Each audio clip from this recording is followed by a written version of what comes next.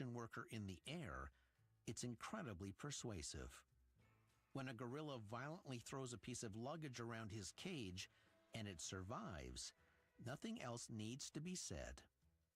And when a soap tells you it's mild on your skin and proves it in real time with litmus paper, that's all you need to see. Next week, we'll tackle recent demonstration commercials. It takes a confident advertiser to present a simple demonstration. No flash, no fireworks, no catchy jingles. That's when an advertiser puts their money where their mouth is, and occasionally puts an ad writer under their Volvo. When you're under the influence. I'm Terry O'Reilly.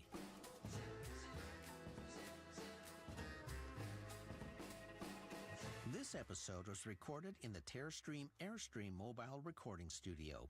Producer, Debbie O'Reilly. Sound engineer, Jeff Devine. Under the Influence theme by Ari Posner and Ian Lefevre. Tunes provided by APM Music. Follow me on social at Terry O Influence. See you next time. Hi, this is Maureen Hutchison from St. Albert, Alberta. Fun fact.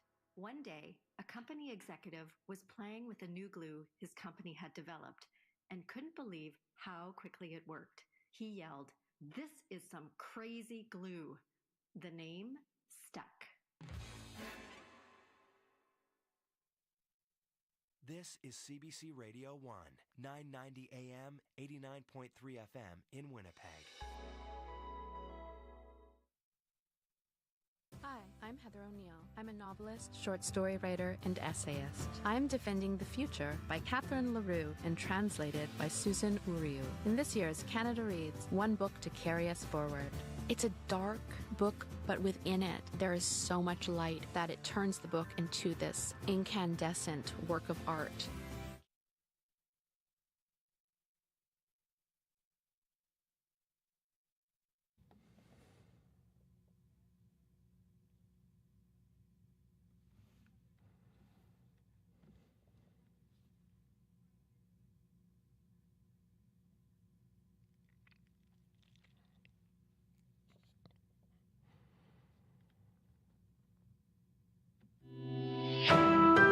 This is CBC News.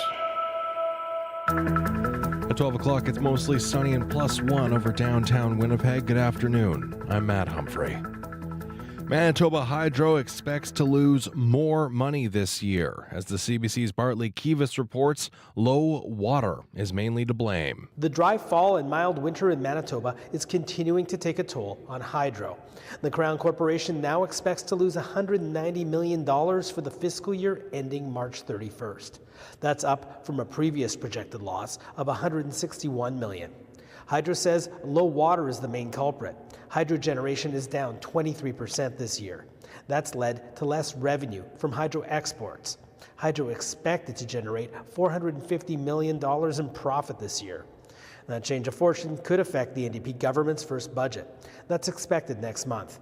Manitoba's PC opposition is grilling hydro officials this morning with questions about the firing of CEO Jay Grewal and Hydro's plans to generate more power. Bartley Kivas, CBC News, Winnipeg.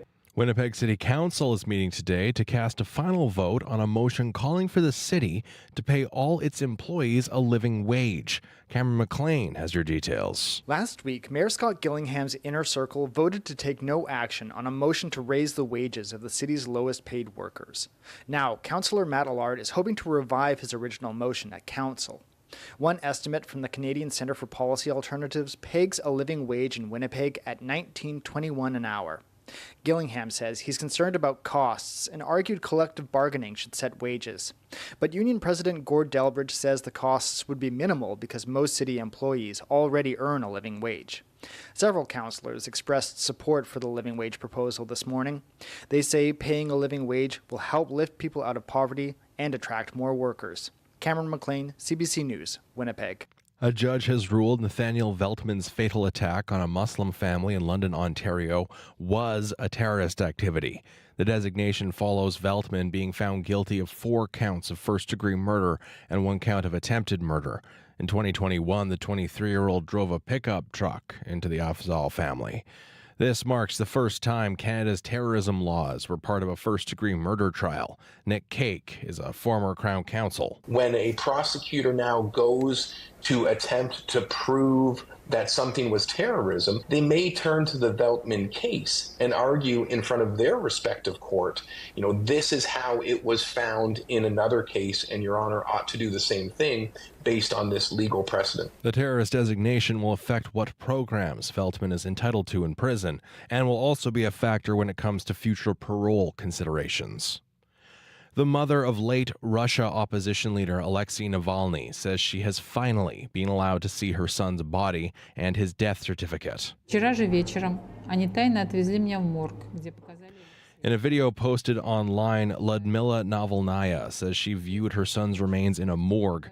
She also claims investigators broke the law by holding the body for nearly a week and were planning a secret funeral. Alexei Navalny collapsed last week in a Siberian prison. His death certificate states he died of natural causes. Navalny's family says it was murder, which the Kremlin denies. 2 adults and 1 child are in hospital right now after being hit by a vehicle on Grant Avenue in Winnipeg this morning. It happened just before 9 at Grant and Lanark. Winnipeg police say they were taken to hospital in stable condition. Police are investigating. Manitoba Public Health says an outbreak of measles could be only a plane ride away, and you're encouraged to make sure children are vaccinated. A Toronto infant was hospitalized with measles last week. Cases are on the rise in Europe because of low vaccination rates. Manitoba Medical Health Officer Dr. Devinder Singh says the latest Manitoba statistics show a drop in children who have been vaccinated against measles. Back in 2020, for 2-year-olds, 85.5% of 2-year-olds had received their first dose of their measles-containing vaccine.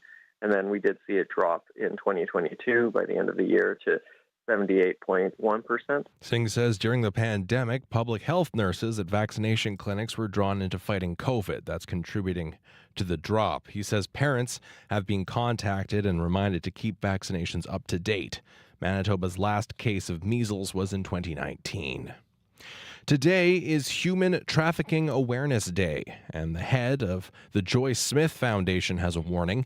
It can and does happen here. Janet Campbell says human trafficking is where a person is manipulated into something they don't want to do, and it often happens while a young person is living at home. She says it's important for caregivers to watch for new people in their young person's life and to watch their behavior. I think it's easy to write that off as something that is just a phase or something else. And it's something that absolutely could be a phase, but we really want everybody in the community to pay attention to the youth in their life, and when they see those types of changes, really look to try to understand what's going on. Campbell says over the years, the foundation has seen an increasing number of predators finding victims on social media and in online gaming chat rooms. In Winnipeg, a windy day today, a high of +2, a chance of flurries. Brandon mainly sunny and windy, a high of +1. Dauphin partly cloudy with a high of 0 and a chance of flurries. You're listening to CBC.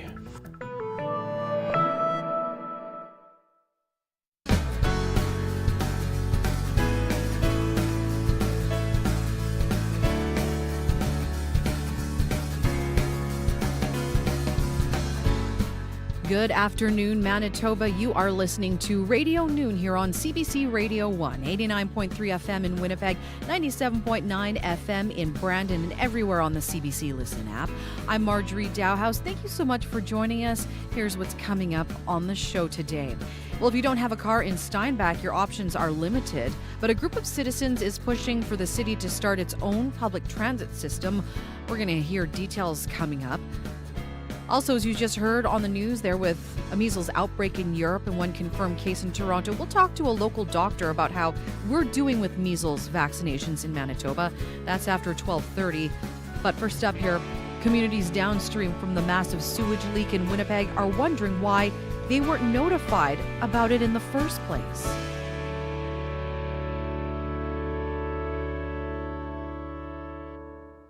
Leaders of communities downstream from the sewage leak in Winnipeg are wondering why the city of Winnipeg and province didn't notify them sooner about the leak. Since February 7th, more than 200 million liters of raw sewage has been spewing from a broken pipe into the Red River. Gordon Bluesky is chief of Broken Head First Nation and chairperson of Treaty 1 Nations. Good afternoon, Chief Bluesky. Hello, how are you? I'm good, thank you. And we've also got Kevin Chubb, who is the mayor of Gimli. Good afternoon, Mayor Chubb. Good afternoon.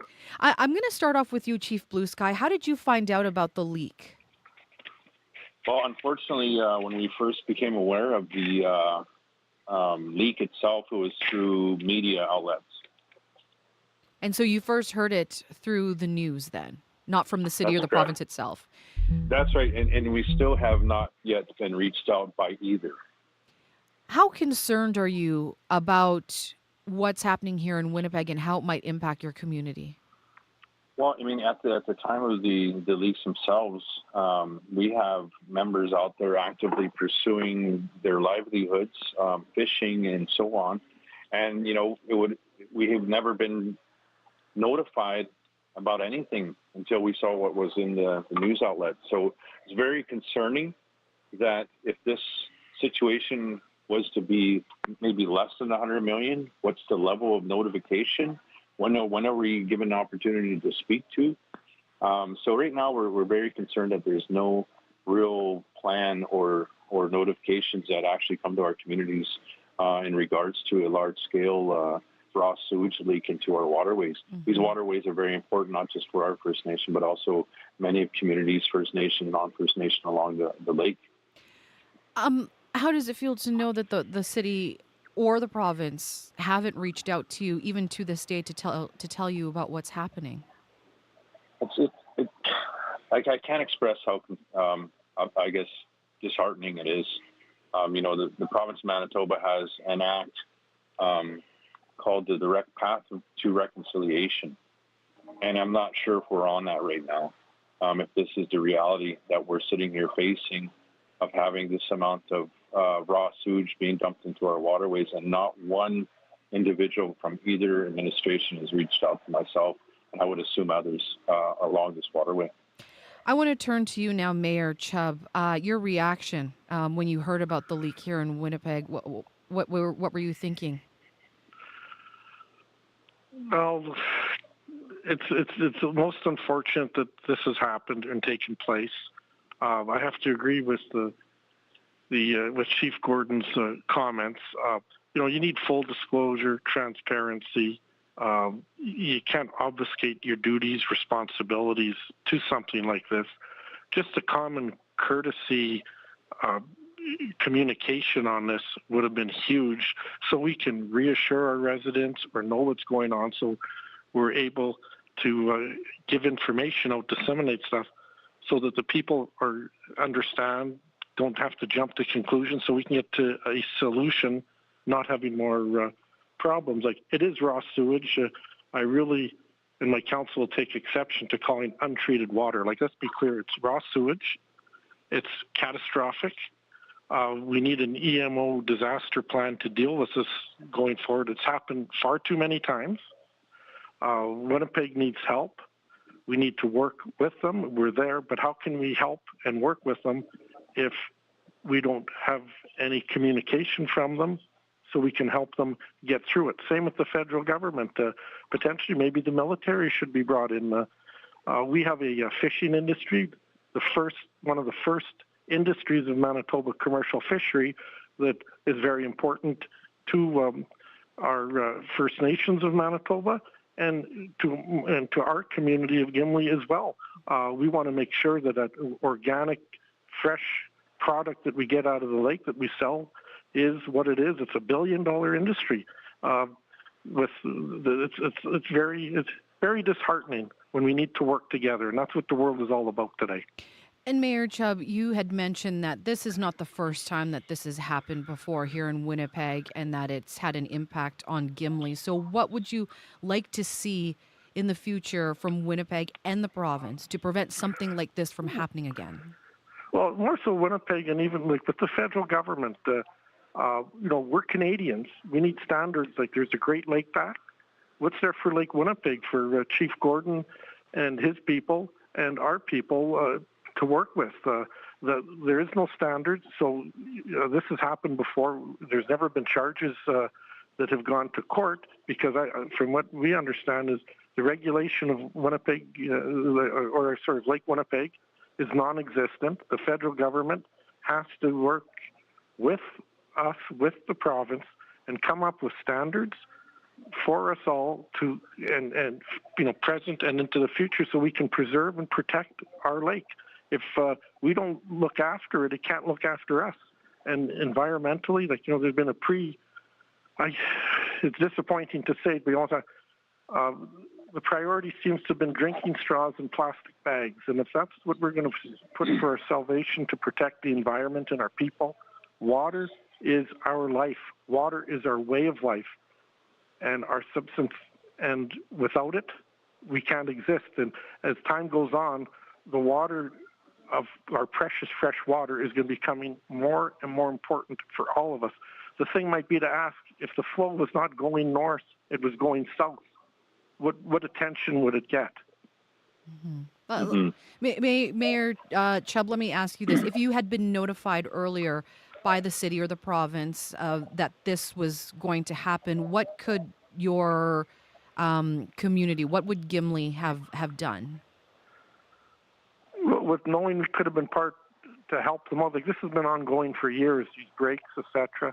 And looking at there's a lot of different options. But right now, when you have a problem, you have to find a solution. So working together, maybe there's things we could have done together to collaborate, engage together, to come up with something that works.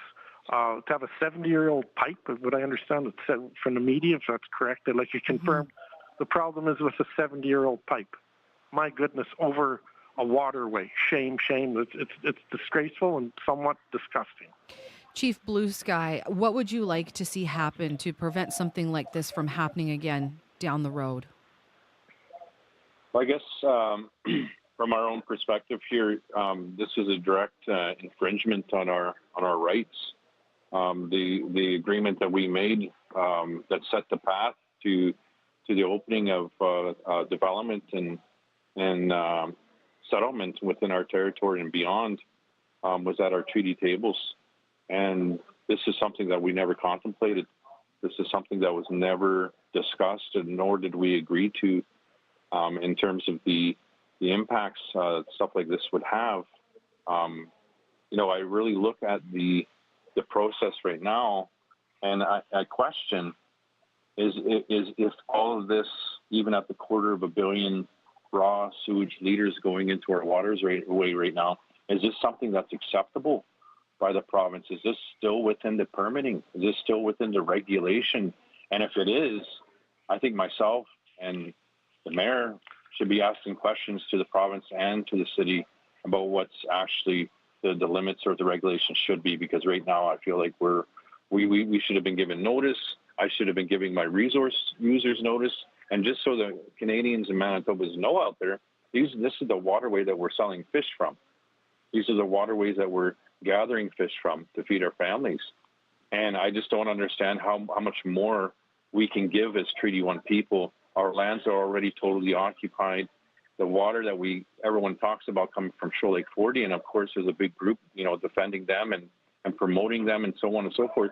But then when that water reaches Winnipeg, it's defecated in, it's urinated in. God knows what industry does to it, and then it's put into our waterways. We've never discussed that. There's no benefit to that impact that we're receiving right now. So it's a big discussion that needs to happen with the province. In terms of reconciliation, this is not something that I feel that really fits that box, and we're really concerned, and we need the action today, and I'm still waiting for a call from either level of government. Chief Blue Sky, Mayor Chubb, I really do appreciate you joining me today. We're going to have to leave it there. Thank you so much for your time. Marjorie, I'd just like to say that Chief Blue Sky and Treaty 1 deserve an apology, period. Which? From the city and the province? And the federal government, absolutely. This is not appropriate in any way, shape, or form. And my council, my community, full-heartedly support them through this, and together we have to move forward. This is just not appropriate, period. I'm sorry. Mayor Mayor Chubb and Chief Blue Sky, again, thank you so much for joining me today here on the show. Thank you for your time. Gordon Blue Sky is the chief of Broken Head First Nation and chairperson for Treaty 1 Nations. Kevin Chubb is the mayor of Gimli. CBC has reached out to the city of Winnipeg for comment. Whether it's breaking news from around the world, across the country, or in your own hometown, it's all at your fingertips on the CBC News app. Get the top stories from where you live under the local tab, or watch video clips, live events, and the national on your smartphone or tablet. Get all the news you want, when you want it, where you want it, with the CBC News app. Download the app for free today. We are coming up to 12:18 now, and you are listening to Radio Noon here on CBC Radio 1, 89.3 FM in Winnipeg, 97.9 FM in Nipawin, everywhere on the CBC Listen app. I'm Marjorie Dowhouse. Still ahead here, we'll hear about a renewed push to bring public transit to Steinbach. Stay tuned for that. But let's talk about your forecast now here in Winnipeg today, looking at a high of, 2 degrees. +2. It's going to be windy, though. Northwest wind 30 gusting to 50. We have a sun-cloud mix with a slim chance of an afternoon flurry. Tonight, cloudy with clear breaks and a low of -15. That north wind 20 to 40. Tomorrow, cooling back down to a high of -7. Breezy once again, mainly sunny. Saturday, a high of 6 degrees under a mix of sun and cloud. Right now, across the province, current conditions, we're seeing a mixed bag here across the province. Right now, in Brandon, it is partly cloudy and -2. Cold in Churchill, ice crystals at -30, with a northwest wind right now gusting to 40. Sunshine -1 for you in Dauphin. Right now in Flin Flon, partly cloudy and -13. The Paw, cloudy and -11.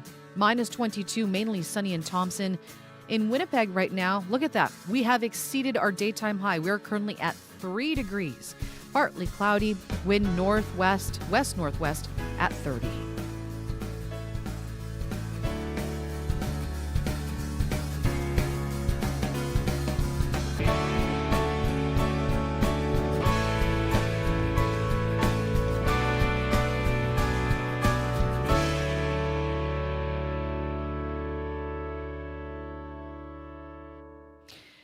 Steinbach has always had a reputation as a car town, but a group of citizens is pushing for more options to get from A to B.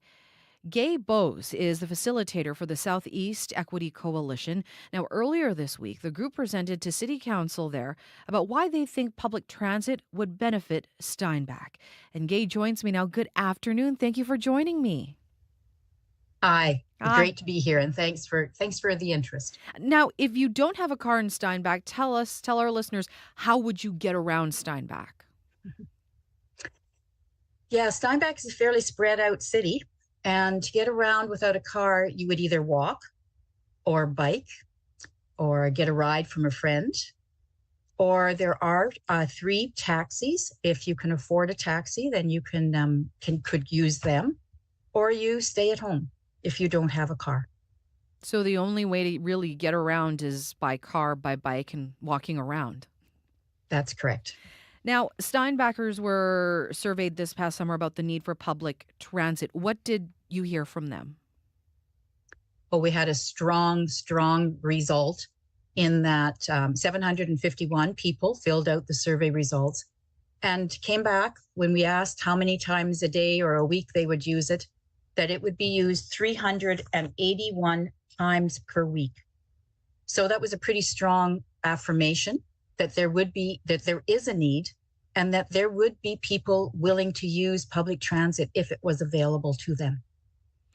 Now, there are different forms of public transit. What are some of the options that you think that the city should explore in terms of public transit? Well, we did a presentation of 3 or 4. We've been in touch with Selkirk to see what they're doing. We've been online to see what other places are doing. But one is a loop, which is the normal traditional one that a lot of people expect to have. Now, we're not seeing that as the number one for Steinbach. We looked at a fixed route, which would be specific routes going at different times of the day. And then there's the on-demand, where people call in, just like they do for accessible transit, and then the bus or the van will come to their house and take them where they need to go. Then there's a hybrid of fixed demand and on fixed route and on demand that would create you call in, almost like what Winnipeg had. They used to call it DART. I'm not sure what you're calling it now. You have a fixed route, and then you call in and get a ride to the fixed route, and then you continue on the bus. There are volunteer driver opportunities, patterns that you could follow, but we're running out of volunteers. There's currently some of that happening, and they just can't find enough drivers to meet the demand of people that need to get places. And we saw through COVID how important getting out and about is, not only to for your mental health, or I should say, not only for your physical health, but for your mental health as well. So you need to get to work, you need to get food, you need to get to the health facilities, and you need to get out to meet and be with other people. When you made your presentation to counselors, what was the reaction? How receptive were they of the information that you had given them? Yeah, we were actually very pleased. They were all impressed with our presentation and with the amount of information that we had to share with them. They all said something to the effect that we would like to collaborate with you and continue to work to see how we can make this a reality. So the next steps are simply to get together and let's figure out what the next steps are going to be for us as we move forward. Now, cities have to balance the books. The city of Steinbach is famous for balancing its books. Any idea about how much public transit would cost the city? A lot. And we know that, especially the initial outlay will be lots. We have not gone into the final details of how much it will be. We have some people sourcing out how much buses cost, how much other places have spent on initiating their public transit, but we do not at this stage have an exact number for anybody. But it will be, yes, an initial cost. We're looking at other options of funding, the governments, the federal government, the provincial government, perhaps even the businesses in town that need employees and employees that can consistently get to work. We're looking at all different sources, but to give you a final bottom line number, that was not within the scope of our presentation for this time. Okay. Now, Gay, what are the next steps now? You've presented this to council. You've talked to people in Steinbach, and they seem to be very receptive to the idea of having public transit. So where does it go now from here? Well, we talk and we start doing that research into the nitty gritty. We start looking at a business plan, but it's not for us as a coalition to do on our own. We are asking the city to work with us. The possibility of a total public, or we're thinking public-private combination. We'll see what options there are. Right at the moment, accessible transit is run by Pat Porter Active Living, and they've done a very good job. So there is some learnings that we can get from that model that we might be able to use down the road. But right now, the first step is to acknowledge that it needs to happen. And I believe that we have accomplished that with the city, acknowledging and planning to move forward because we see that there is a need and we can make a difference. Together, we can do all sorts of things, but we have to work together. Do we have a timeline as to when this could possibly happen for Steinbach? Well, yeah, no, nothing hard and fast. I mean, timeline that we would like, the coalition seek, would be 5 or 6 or 10 years ago. There was a survey done in 2006 that showed that Steinbach was well positioned then. How realistic it is to have it happen immediately? Well, obviously that's not going to happen. But we're hopeful that some form could start in a year, that will start small and then build and hopefully get people able to get where they need to go for their health. Yeah, we're hoping. Sorry, I'm just going to say that we're hoping that would reduce a little bit of the pressure on the ambulance, the paramedics, the businesses that are looking for employees, the healthcare system where people don't get to their health needs looked after in a timely manner. So yeah, in a year would be wonderful. Hopefully that can be realistic. Gay, thank you so much. We're going to have to leave it there, but thank you so much for joining us today here on the show. You're very welcome, and thank you very much for your interest. Take care. Gay Bose is the facilitator of the Southeast Equity Coalition.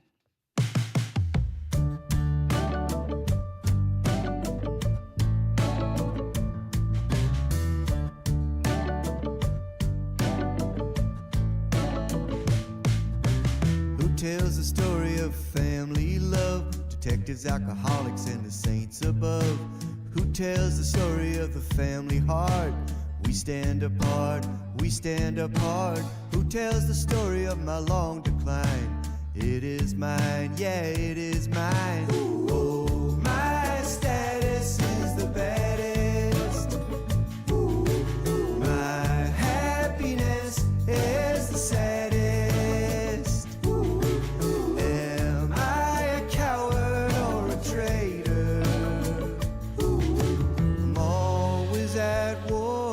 My nature.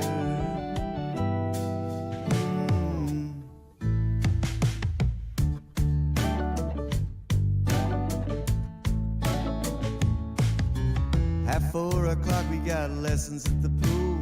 No one wants to go 'cause no one is a fool. Yet as a parent, well, you gotta try. You can't say why, you don't know why. Don't say that children are the hope for us all. It's not our call, that's not our call. Oh, my status is the baddest. My happiness is the saddest. Am I a coward or a traitor? I'm always at war with my nature. That was My Status is the Baddest, a collaboration between Bahamas and Old Man Ledecky. Well, we still have plenty coming up here on Radio Noon, including this. A look at how we're doing in Manitoba when it comes to measles vaccinations. This after outbreaks in Europe and a confirmed case in Toronto. Stay tuned for that. You're listening to Radio Noon on CBC Radio 1, 89.3 FM, 990 AM in Winnipeg, and on the CBC Listen app. Your CBC Local News with Matt Humphrey is next. This is CBC News. Thank you, Marjorie. At 12:30, it's sunny and +1 over downtown Winnipeg. Good afternoon. RCMP say they've charged a Carberry woman in connection to a theft of $30,000 from the Carberry Curling Club. Police were notified in December. As a result of their investigation, a volunteer who served as treasurer from the curling club was charged. RCMP believed the suspect later used unauthorized funds from the RM of Northeast Cyprus Langford to repay the curling club. She was chief administrative officer of the RM at the time. She's being charged with theft over $5,000. Overseas, more than 24 foreign ministers from across Europe are urging Israel to scale down the fighting in Gaza, especially around the southern city of Rafah. There are fears a full-scale attack will exacerbate an already catastrophic humanitarian situation. Abby Kuathasan has more on the situation in Rafah. Women in Rafah mourn over the bodies of their loved ones. At least 48 Palestinians have been killed in Israeli airstrikes early Thursday. The Al Farouk Mosque flattened. This displaced Palestinian teacher says her life is filled with questions. My life now in the tent becomes, what will we eat? Inas Albas says. What will we drink? What will we cook? Like every parent, she's trying to feed her children. There are about 1.4 million Palestinians sheltering in Rafah in what has become a tent city. Israel has threatened to launch a ground incursion into Rafah. An Israeli member of the coalition government, Benny Gantz, has said the full-scale attack will begin on March 10th if all the Israeli hostages are not released by Hamas. Abby Kuathasan, CBC News, Berlin. Manitoba's medical officer of health says as measles in Europe is on the rise, and one case has been reported in Toronto, It's important to get your children vaccinated. Last week, an infant was hospitalized in Toronto with the disease. Dr. Devinder Singh says the most recent statistics show in 2022, just over 68% of Manitoba children had been vaccinated against measles by the time they were 7.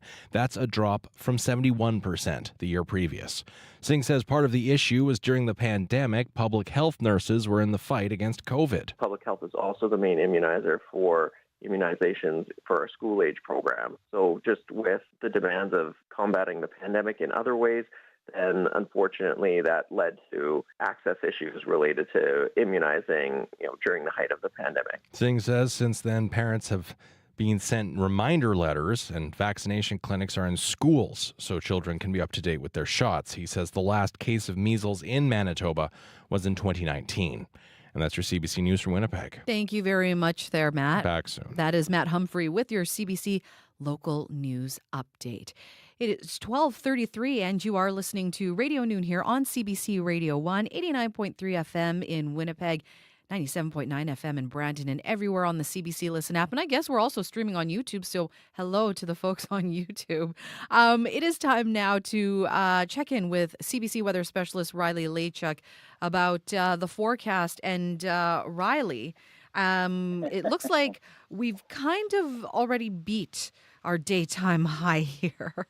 Yeah, we've kind of thrown that into the water already, Marge. I'm out in the studio, out on gathering a story today. So we're driving through southern Manitoba, and I can tell you there's really not a lot of snow, but it's also very windy today. So we're going to expect winds out of the northwest up to 50 this afternoon. Really through the Red River Valley, could see some gusts stronger up to 60 or 70, especially through south central Manitoba. We'll see a little bit of cloud moving in as well, and with that comes a slim chance of some flurries late this afternoon, really in a line from, say, McGregor and Austin east through into Winnipeg and the Red River Valley. So it's kind of what you expect for the rest of the afternoon today. Snow tapering off west to east through north central Manitoba today, down to minus 15 in Winnipeg with some clear breaks tonight. Still gusty north winds up to 40 this afternoon. Mainly sunny, breezy tomorrow, a high of minus 7.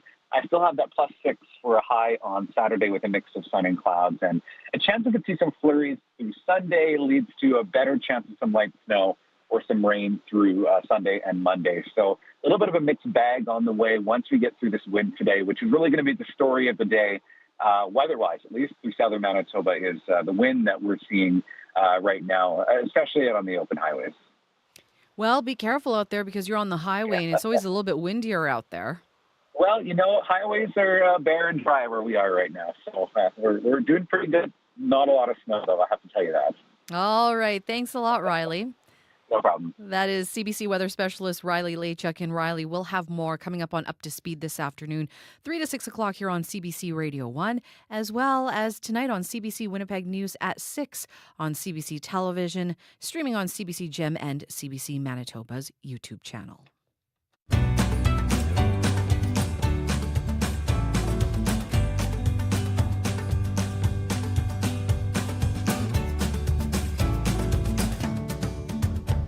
Well, as you've been hearing in the news, a measles outbreak in Europe is causing concerns with Canadian clinical experts. Some of them say it's only a matter of time before there's an outbreak in Canada. Health Canada says so far in 2024, there have been 4 cases of measles reported. There were just 12 all of last year. We wanted to know what our vaccination rates look like here in Manitoba. Dr. Devinder Singh is a medical officer of health with the province. He spoke with CBC's Marcy Marcusa this morning. Thanks for being with us. So what are the numbers in terms of vaccination rates for measles in our province? So we have just finalized the 2022 numbers. So they're not the numbers that would represent, what the status is for people as of today. But we have been seeing dropping rates during the pandemic. So, for example, back in 2020, for 2-year-olds, 85.5% of 2-year-olds had received their first dose of their measles-containing vaccine. And then we did see it drop in 2022 by the end of the year to 78.1%. So, it's still higher than you were hearing about earlier, but it's, a significant drop that we, were concerned about. The pandemic you mentioned, and we've spoken in the past, would have affected vaccination rates in part, I understand, because people just weren't getting to those regular checkups for immunizations with kids and such. Is that part of that? Yeah, that would be part of it. So, it's broader than that. So during the pandemic, our public health nurses, public health resources were, redeployed, reassigned to try to combat the pandemic in lots of different ways. And outside of Winnipeg, for our early childhood immunizations, our public health workforce is the main immunizer for those early childhood immunizations. And public health is also the main immunizer for immunizations for our school age program. So just with the demands of combating the pandemic in other ways, then unfortunately that led to access issues related to immunizing, during the height of the pandemic. Where are we at now with that? I mean, obviously our health system is still stressed, but the immunization system may not be as stressed. So are we back to regular programs in schools for vaccination clinics and such, for example? Yes, exactly. So we have been for some time, and we did note the decrease in immunization rates for early childhood immunizations earlier, back last year in 2023, which is why you may have seen some of the efforts that were undertaken by public health to increase those immunization rates last year. So, for example, all children who were born between 2019 and 2021, if any of them were overdue for any of their routine immunizations, then their parents or guardians received a letter indicating that they were overdue. And public health also had increased clinics, increased hours, special outreach activities to try to reach these families to make sure that, at least as far as access goes, that all families who wanted to be immunized had the opportunity to be immunized. So what should people understand about measles, Dr. Singh? Because I know that Dr. Bardwaj this week was saying, there's a lot of people that take for granted that, well, I was immunized back in the day. I'm talking about adults now. But he was saying, if you were born after 1970, you might want to start looking at your records and such and understanding whether or not you might need a booster. So who should be concerned about measles vaccinations and looking into it, in your view? Well, I'd say that it's, quite important for anyone who's specifically traveling outside of Canada. So the recommendations for, what would be considered up to date for your measles vaccinations or measles immunity are different if you're traveling outside of Canada versus, if you're just, going through your day-to-day activities or traveling within Canada, because, we're fortunate enough not to have any local spread of measles in Canada. Our cases, when we do note them, are coming from travelers who are coming from destinations where there is measles activity. So, if you're traveling outside of Canada, then it's particularly important for you to make sure that you've got documentation or that kind of what your measles status is. So, for example, if you're born before 1970, as you mentioned, it would be have one dose of a measles-containing vaccine, or if you've been infected, if you have documentation of that, or you have documentation of blood work that says you're immune, for example. And then if you've been born after 1970, it would be 2 doses. Is the province preparing for a potential measles outbreak, given the numbers being so huge in Europe? We're kind of always prepared for a potential measles outbreak. Just one case, for example, would be considered an outbreak of measles. What's defined as an outbreak really just depends on what the disease is that you're talking about. But because we don't have any measles here, even one case would be considered an outbreak of measles. And the last time we had a case of measles in Manitoba was back in 2019. And that was, as expected, it was a travel-related case.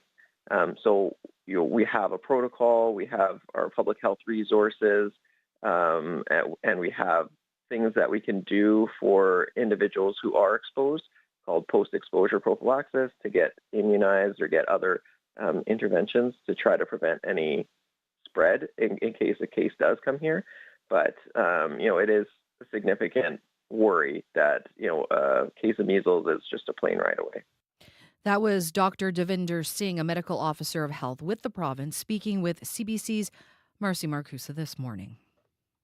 You have lots of questions about your own life and this really complex world around you. I'm Saroja Coelho. I'm the host of the new live call-in show, Just Asking. I take your questions about what's in the news or your finances, health, even your relationships, and then throw them to an expert. Our show launches on February 24th, 5 p.m. Eastern, 2 p.m. Pacific, live from coast to coast to coast. Just Asking. Let's figure it out together.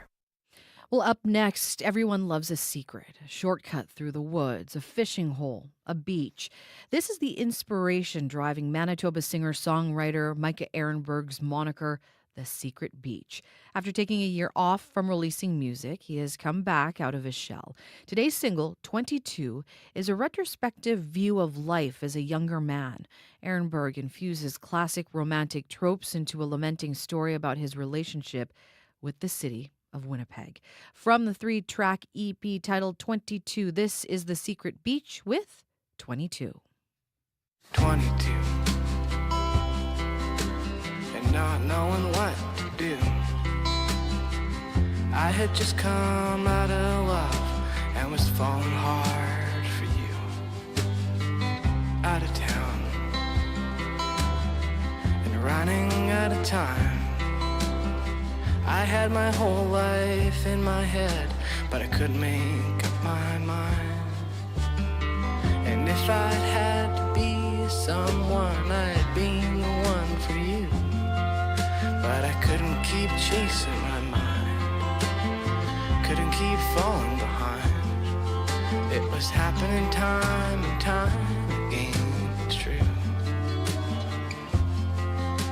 22. All the way, on days that did go by, I turned myself away from pain till I couldn't even cry. Through and through, you worked those fingers blue. You couldn't come across another one played as hard as you. And when it seemed to eat you up that we would never love, it was me who dealt the pain. Now I'm just out here chipping away. I'm trying to train my brain to not do that again. Going all the way. Winnipeg, what an awful place to be. But I still miss those cold nights down on Osborne Street. It pissed me off when I took my final walk. No more Eric, no more Blue, and no more Curtis Falk. Those folks could sing the night away. You could barely feel your toes and your fingers as they froze. The wind still blowing at your nose. It's what our parents chose. I guess we'll stay another day. Winnipeg. And if I'd had to be someone, I'd been the one for you. But I couldn't keep chasing my mind, couldn't keep falling behind. It was happening time and time again, it's true. 22.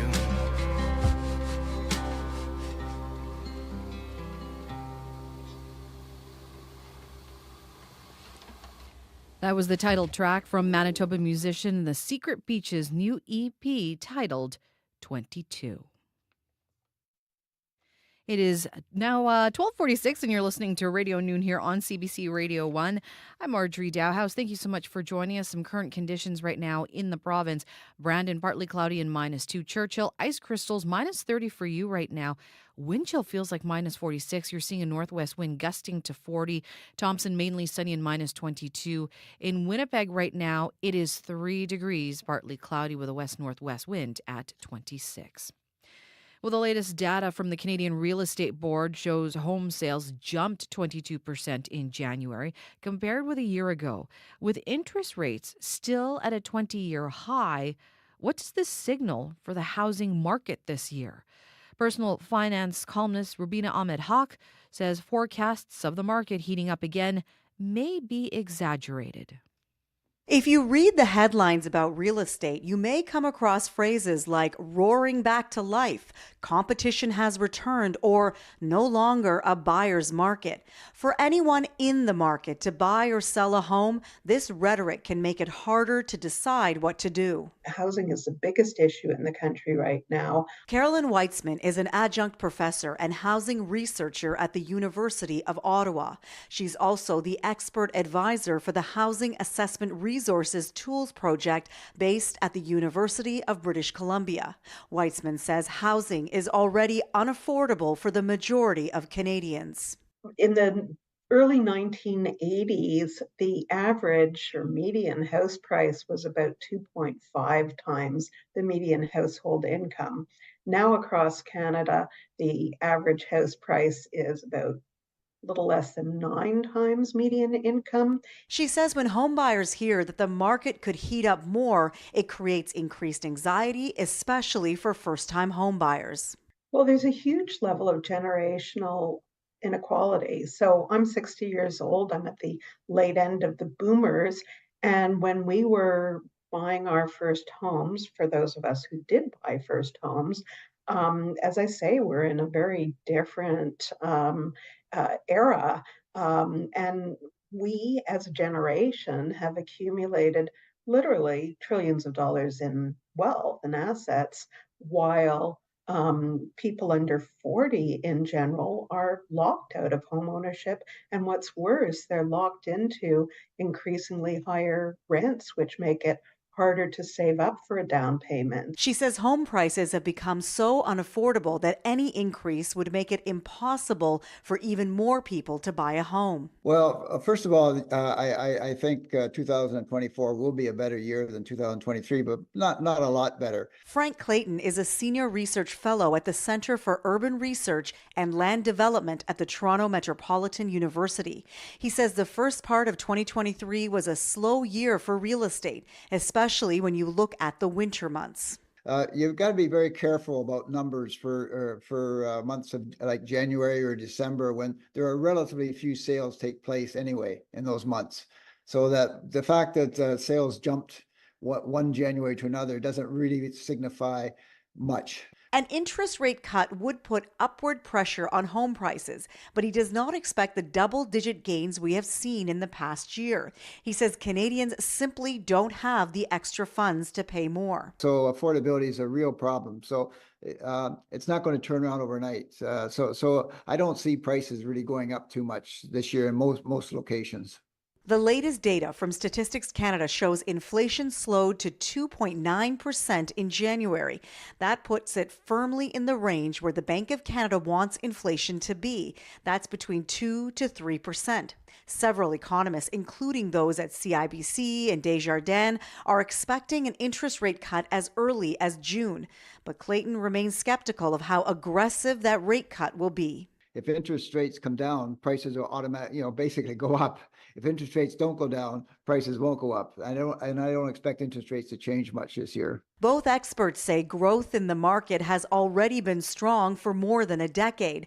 Both believe the focus should be on building affordable housing and agree headlines that promote a heated real estate market in 2024 may be overblown. For CBC Radio, I'm Rubina Ahmed Haq.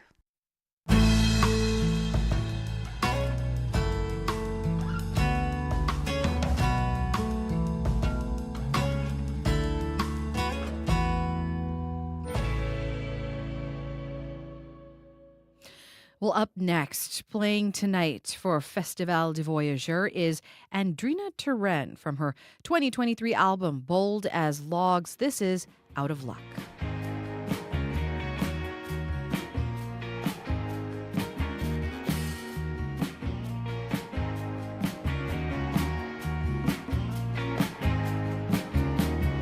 There were some good times I'd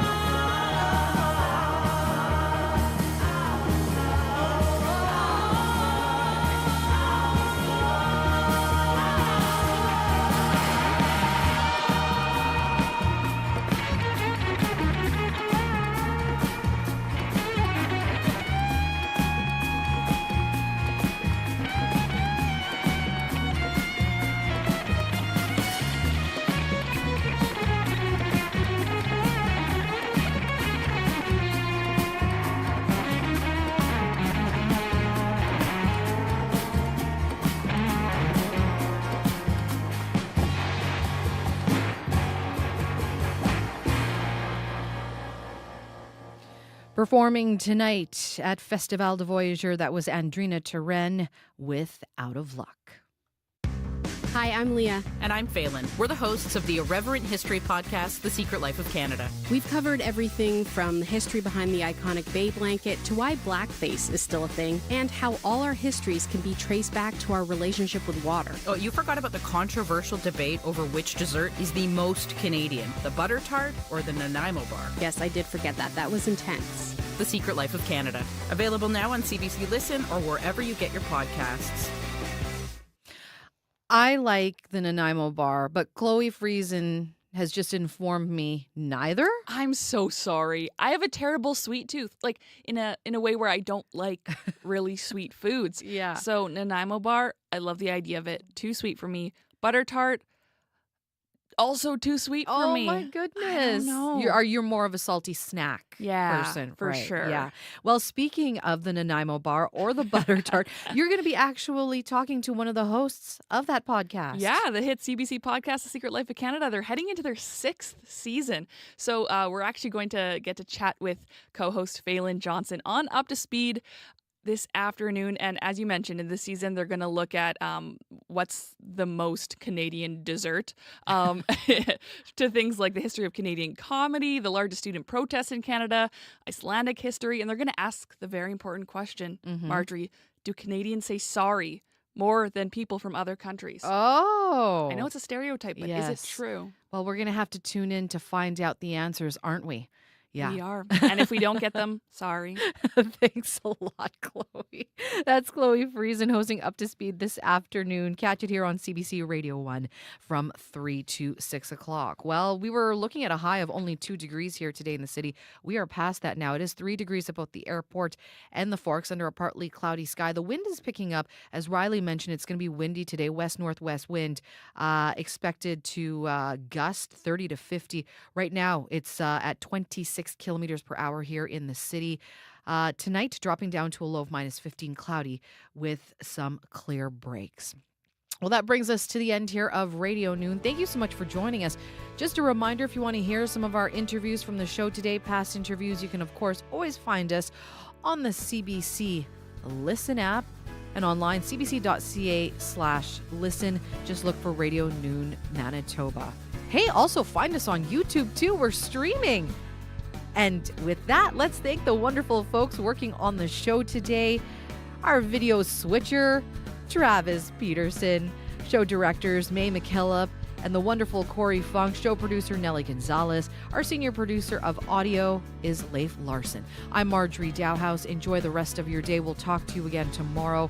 And coming up next here on CBC Radio 1, Quirks and Quarks. Have a good one.